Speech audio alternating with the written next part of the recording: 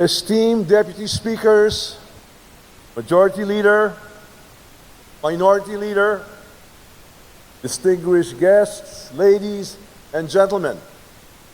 Today, we begin the plenary deliberations on House Bill 10800, the fiscal year 2025 General Appropriations Bill. This is more than just a budget or a financial document. It is the foundation upon which our nation's governance rests. It embodies our commitment to fiscal responsibility and the prudent use of our people's resources. As legislators, we are not only guardians of the nation's purse, but also stewards of the people's trust.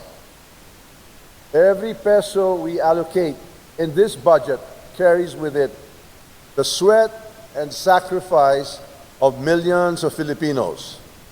And it is our duty to ensure that these resources are spent wisely, effectively, and with absolute accountability.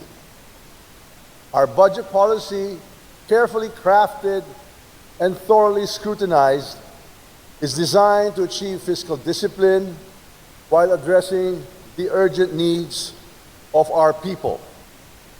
It reflects the aspirations of the nation and serves as a roadmap towards stability, progress, and shared prosperity.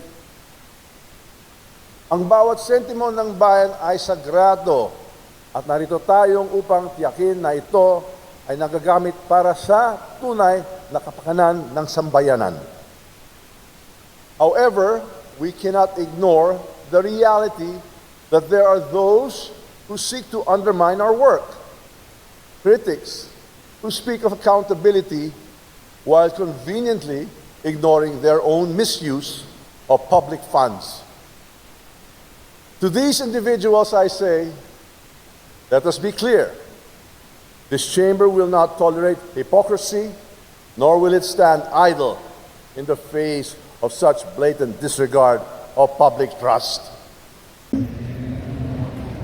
Ang sinasabi sa akin ng mga tiga Mindanao, ang sinasabi sa akin ng mga tiga Mindanao ay pinag-uusapan talaga ang impeachment. At kapag tinatanong sila kung anong mangyayari sa 2028, ang sinasabi nila si Speaker Martin Romualdez daw ang candidate for 2030. Ito, hindi ako tatakbo sa 2025 elections. Magpapahinga ako for midterm elections. Ma'am, ang nasabi pala ni Speaker is yung hindi daw nila itotolerate ang hypocrisy and sir, medyo malayo yung mic yan. Pero wala naman po siya pinangalanan. Malamang ako yun.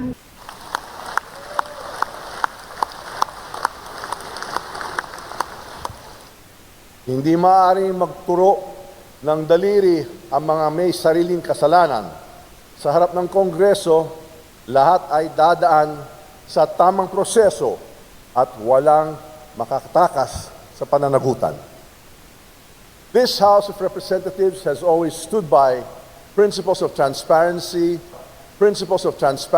House of Representatives has always stood by principles of transparency.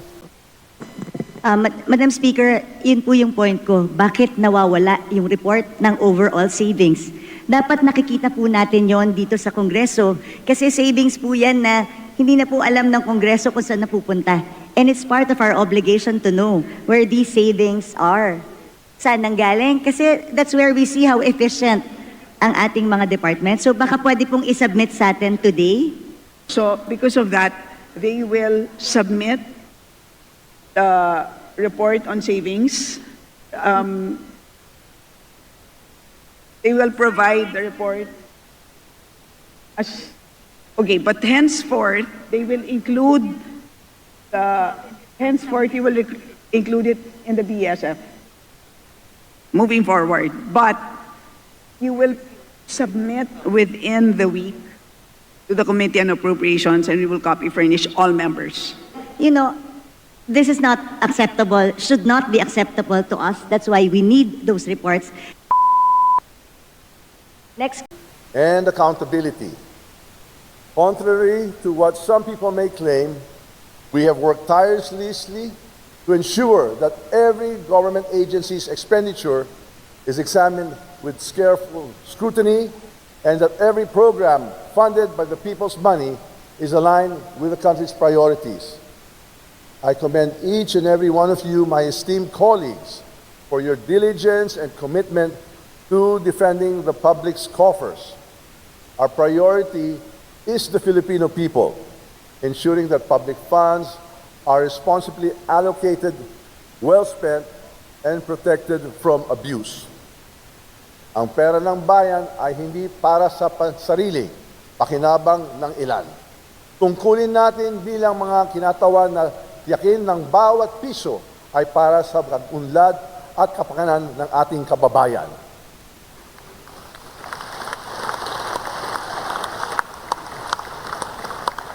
Let it also be known that this House favors no one. We do not bend to pressure or special interests. Instead, we remain vigilant in upholding the principles of good governance and fiscal responsibility.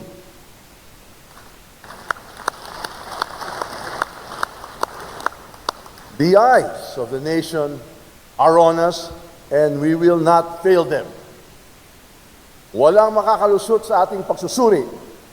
Tayo ang boses at mata ng taumbayan at sa kanilang pangalan tayo ang magbabantay laban sa pag-abuso at korupsyon.